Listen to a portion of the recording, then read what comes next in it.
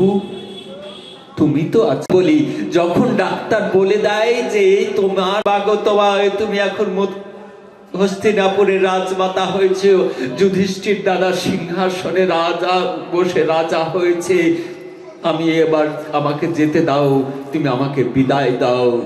মা কুন্তী বলছেন কৃষ্ণকে রে, ব্রজের সবাই মা যশোমতীকে মা বলে ডাকতেন, কিন্তু ব্রজ বৃন্দাবনে আজ কৃষ্ণ মা যশোমতীকে মা মা বলে ডাকেন না, তাই ব্রজ বৃন্দাবনে কেউ মা মা বলে আর ডাকে না।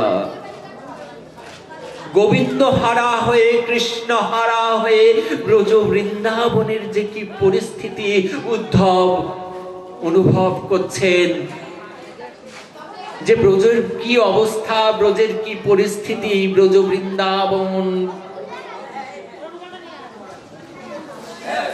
যে ব্রজে কৃষ্ণ হারা হয়ে কি হয়েছে ব্রজজনদের অবস্থা।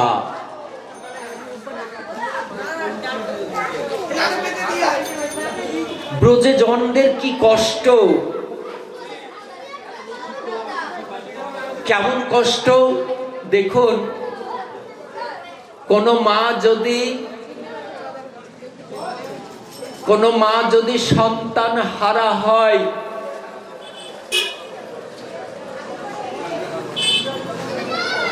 পৃথিবীর যে কোনো মা,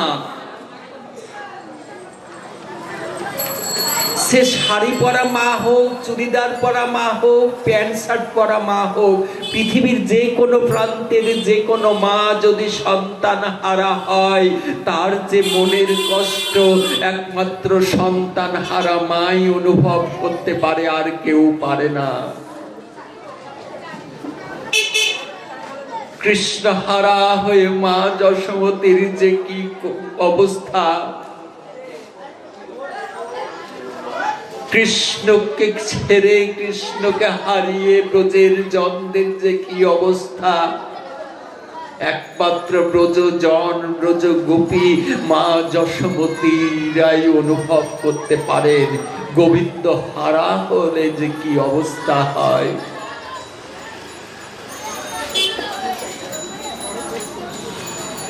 তুমি মানে আমি বন্ধু, আমি মানে তুমি, আমার কাছে তুমি বন্ধু সবার চেয়ে দামি। তুমি মানে আমি বন্ধু, আমি মানে তুমি, আমার কাছে তুমি বন্ধু সবার চেয়ে দামি। कान्हा तुम मेरी मैं तेरा, बीच में कोई नहीं है कान्हा। हे गोविंद তুমি আমার, আমি তোমার, তোমার আমার মাঝে যেন কিছু না থাকে। শ্রী রাধে এই বাচ্চাগুলোকে একটু সাইডে গিয়ে কথা বলতে বলুন।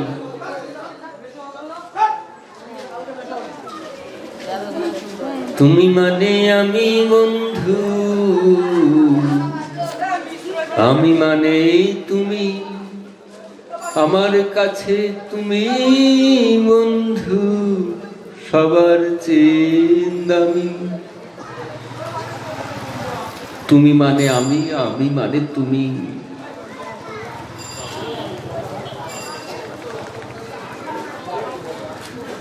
ভগবানকে ডাকতে হবে এইভাবে যে তুমি আমার, আমি তোমার। সে যে যার উপাস্য হোক, কেউ গোবিন্দের উপাসক, কেউ দেবাদিদেব মহাদেবের উপাসক, কেউ মা দুর্গা মা কালীর উপাসক, যেই যার উপাসক হোক না কেন, সম্বন্ধটা খুব হবে অন্তর, ঠিক অন্তরে।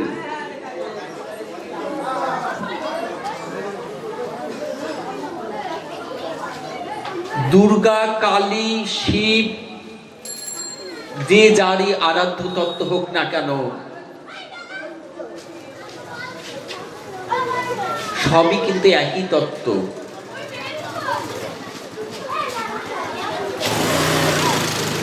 যিনি রাধা, তিনি কৃষ্ণ, তিনি কালী, তিনি দুর্গা, সবই একই তত্ত্ব।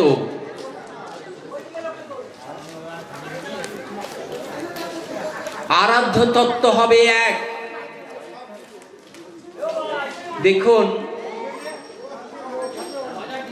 আরাধ্য তত্ত্বের সঙ্গে সম্পর্কটা কেমন হবে।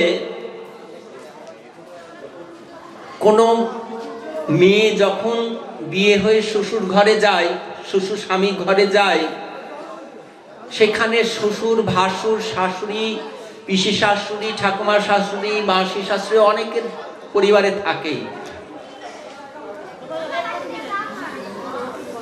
কিন্তু সেই মেয়েটি বিয়ের পরে বাড়ির প্রত্যেককেই ভালোবাসবে। শ্বশুর, ভাসুর, দেওর, ননদ, মাসি শাশুড়ি, পিসি শাশুড়ি সবাইকে ভালোবাসবে।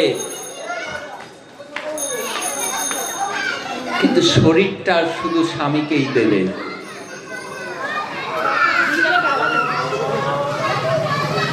কাউকে সে কিন্তু ঘৃণা বা অপমান করতে পারবে না। কেন? শ্বশুর, ভাসুর, দেওর, ননদ যাই থাকুক না কেন স্বামী গৃহে, সবাই তার স্বামীর আপনজন। কাউকে যদি দুঃখ দেয়, কষ্ট দেয়, সে নতুন বউ, তার স্বামীও আঘাত পাবে, কষ্ট পাবে। তা আমার আরাধ্য তত্ত্বটা এইরকমই হওয়া উচিত।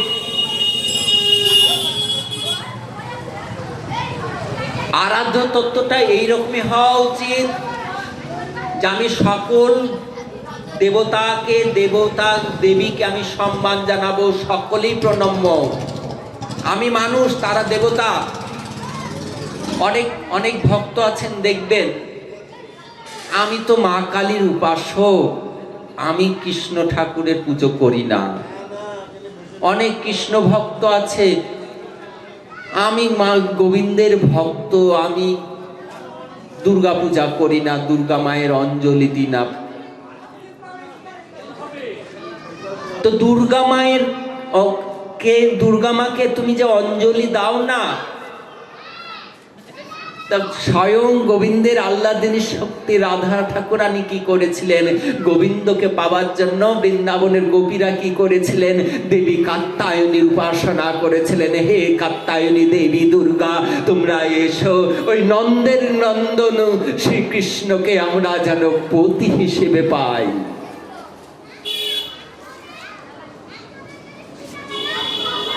যারা উচ্চ মার্গে ভজন করেন তারাই একমাত্র জানেন, মা দুর্গা, দেবী কাত্যায়নী, যোগমায়া ছাড়া গোবিন্দের ভজন কোনো মতেই হবে না। অনেকেই এসে বলবেন যে তুমি কৃষ্ণ ভক্ত হয়েছ, সিংহাসন থেকে দুর্গা, কালী, লক্ষ্মীকে সব সরিয়ে দাও। সরাবেন না। আমার আরাধ্য তত্ত্ব গোবিন্দ যদি হয়, তো গোবিন্দ মাঝে থাকবে, তার পাশে সকল দেবদেবীরা থাকবে।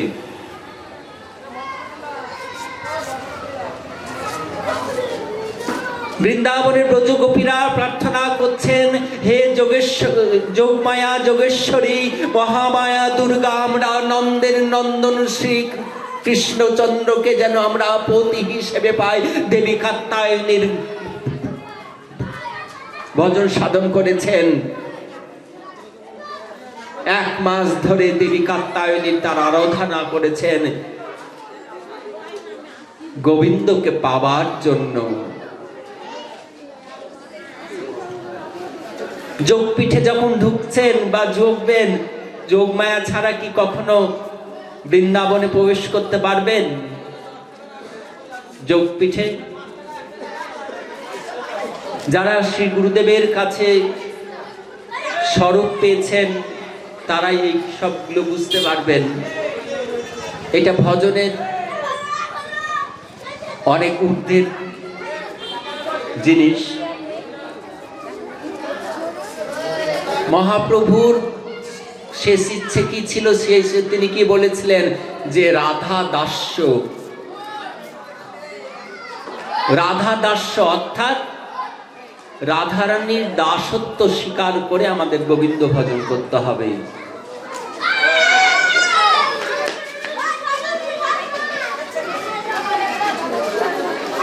তো গোবিন্দকে পেতে হলে কেমন ভজনটা হওয়া উচিত? যে কাन्हा তু মেরি मैं तेरा बीच में कोई नहीं है। এই জড় জগৎ সন্তান ঘর বাড়ি আজ আছে কাল নেই। এই যে আজকে এখানে অনুষ্ঠানে অনেকে এসেছেন, কালকে আমরা কেউ থাকতেও পারি না থাকতেও পারি, কিচ্ছু করার নেই, কিচ্ছু বলার নেই। কে কখন যাবেন, কে কখন আসবেন। কিসের এত দম্ভ, কিসের এত অহংকার?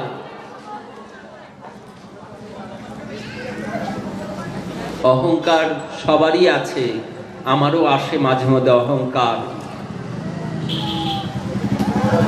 কিন্তু আমার ভক্তের অহংকার বেশিক্ষণ থাকে না, সেটা ধূলিসাৎ হয়ে যায়। যে আমি কি করছি, কি অহংকার করছি, কার অহংকার করছি, কি আছে আমার, আমি কি খালি হাতে এসেছি, যাব তো খালি হাতে। এক্ষুনি আমার দেহ থেকে আমার প্রাণ গোবিন্দ যদি বেরিয়ে যায়, এই কয়েক ঘন্টার মধ্যে আমাকে নিয়ে চলে যাবে শ্মশানে। কিসের এত অহংকার?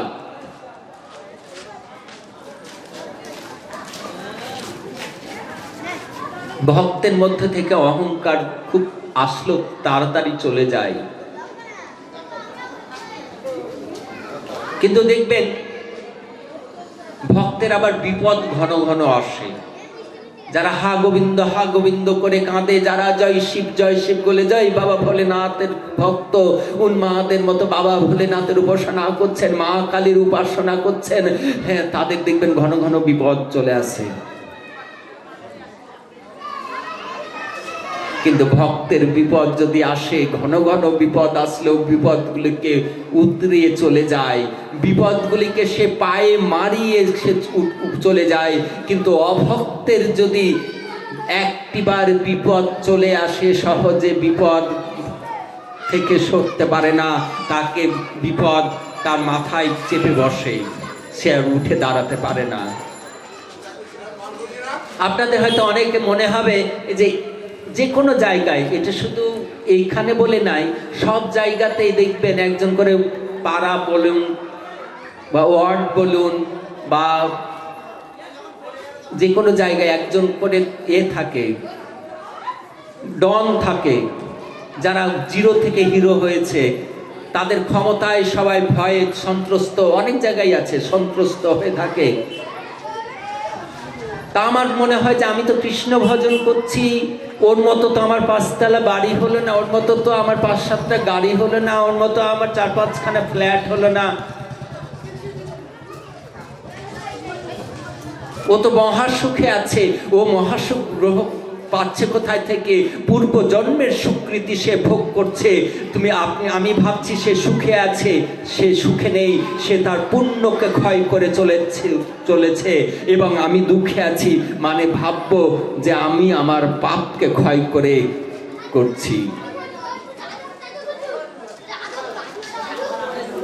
আমার বিপদ আসলে আমি বিপদকে মারিয়ে চলে যাব, কিন্তু তার যদি বিপদ আসে শুনতে পাবেন কবে সে মার্ডার হয়ে গেছে, কবে সে শেষ হয়ে গেছে, বা কবে সে হঠাৎ করে জেলে বন্দি হয়ে গেছে, তাকে কোর্ট থেকে বেল দিচ্ছে না।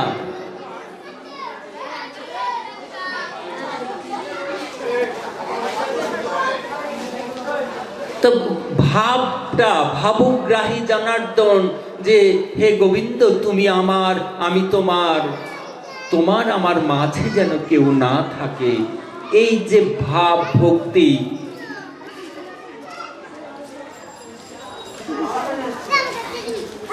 সন্তানকে বড় করছে বাবা, তিলে তিলে বড় করছে, হাত ধরে স্কুলে নিয়ে যাচ্ছে, তুলে করে যখন সন্তান বড় হয়ে চাকরি পাচ্ছে, ব্যবসা করছে, তার জীবন সঙ্গী যখন দিয়ে দিলাম এনে,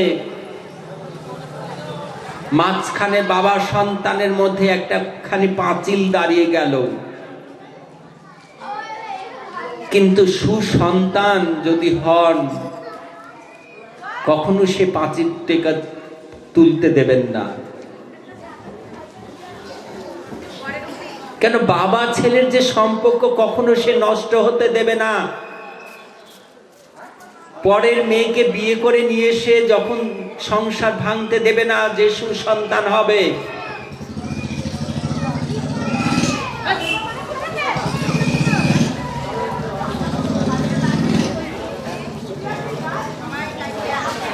উদ্ধবজি ব্রজ বৃন্দাবনে এসে গোবিন্দের প্রেম আস্বাদন করছেন, যে হেন বৃন্দাবনে না আসলে আমি ব্রজের প্রেম আস্বাদন করতে পারতাম না। ব্রজ বৃন্দাবনের কি অবস্থা হয়েছে গোবিন্দ হারা হয়ে।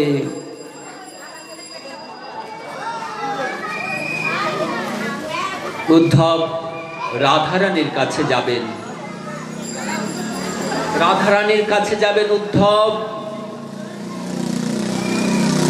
রথ নিয়ে বেরিয়ে চলেছেন। কিছু গোপীগণ উদ্ধবকে দাঁড় করিয়েছেন, বলছে কে তুমি? তুমি কে? কৃষ্ণের পোশাক পরে এসেছো, কৃষ্ণের রথ নিয়ে এসেছো, কে তুমি? তুমি তো আমাদের কৃষ্ণ নও। আমাদের কৃষ্ণ নও। কৃষ্ণের মতো পোশাক পরে এসেছে, কৃষ্ণের রাজমুটুক অলংকার তিলকাদি সেজে এসেছে, কৃষ্ণের রথে করে এসেছে। ব্রজের গোপীরা বলছে তুমি কৃষ্ণ নও, কে তুমি বলো? কেন? আমাদের কৃষ্ণের গা থেকে শত সহস্র পদ্মের গন্ধ স্ফুরিত হয়, শত সহস্র পদ্মের গন্ধ বিচ্ছুরিত হয়। তুমি আমাদের কৃষ্ণ নও, তুমি কে বলো? তুমি কে এসেছো? তুমি কোন কপট, তুমি ছদ্মবেশ ধরে এসেছো কৃষ্ণ সেজে, কে তুমি? উদ্ধবজি বলছেন, বৃন্দাবনের ব্রজ গোপীদের চরণান্তিকে প্রণতিপাত জানিয়ে বলছেন, ও হে ব্রজ রমণীগণ, আমি উদ্ধব, আমি অধম উদ্ধব, আমি ব্রজ বৃন্দাবনে এসেছি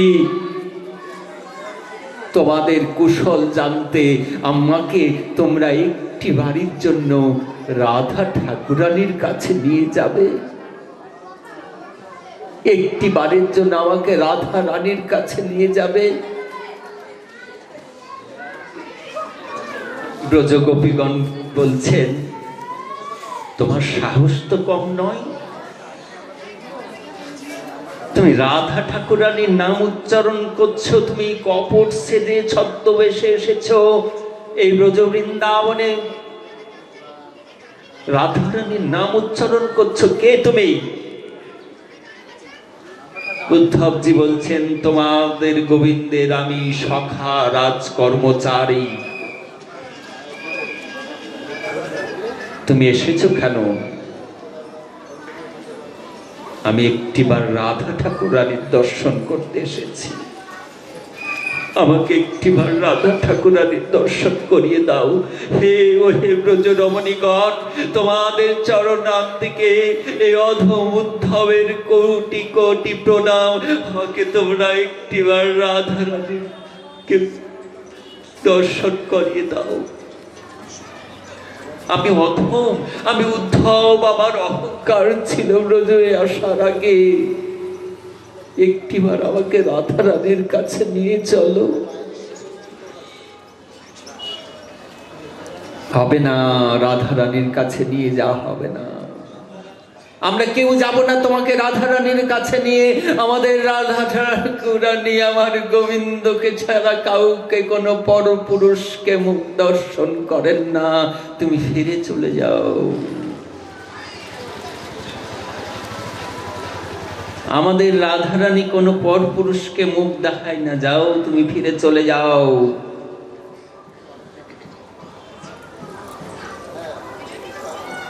তুমি এসেছো কেন ব্রজ বৃন্দাবনে? আমি কুশল জানতে এসেছি, কুশল জানাতে এসেছি।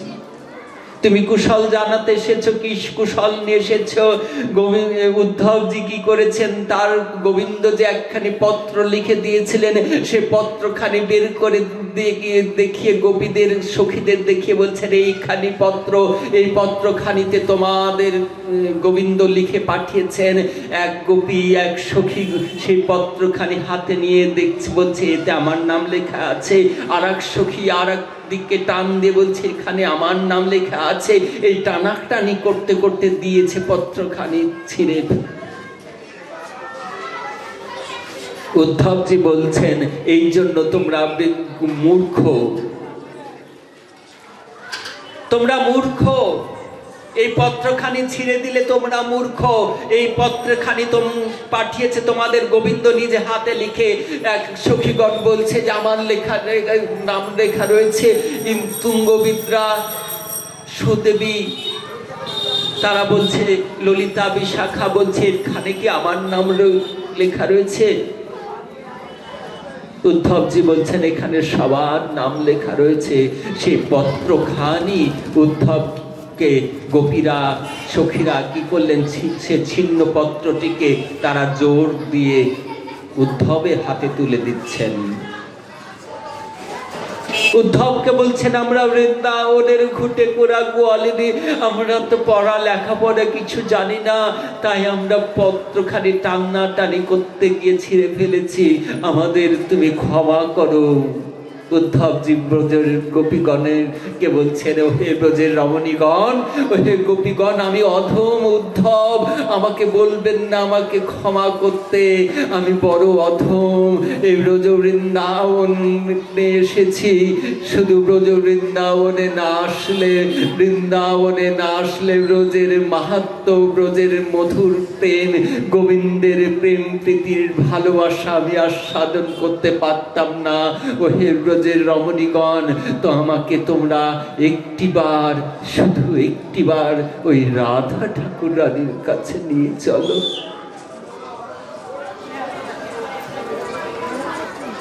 আমাকে একটিবার রাধা ঠাকুরের রানীর কাছে নিয়ে চলো। বৃন্দাবনে সকাল হয়েছে, সূর্য উদয় হয়েছে, উদিত সূর্যের স্বর্ণাভ ছটা বৃন্দাবনের রাস্তায় পড়েছে। বৃন্দাবনের পথে সূর্যের স্বর্ণাভ ছটা বৃন্দাবনের লতা গুল্ম আদি তৃণের উপর পড়েছে। সেই স্বর্ণাভ ছটা রাধার ঠাকুরানীর কাছে উদ্ধব মহারাজকে সখীরা, বৃন্দাবনের গোপীজনরা নিয়ে যাচ্ছেন সেবা কুঞ্জের সামনে দিয়ে। কিছু দূর যেতে যেতেই উদ্ধবজি দেখছেন দূরে থেকে কোথায় যেন কৃষ্ণ নাম ভেসে আসছে। কে যেন হা কৃষ্ণ বলে কাঁদছেন। কে কে কাঁদছেন? হা কৃষ্ণ বলে কে কাঁদছেন? উদ্ধব যে এগোচ্ছেন, যত এগোচ্ছেন ততই দূরে যেন দেখছেন কোনো এক রমণী সেই পথে পড়ে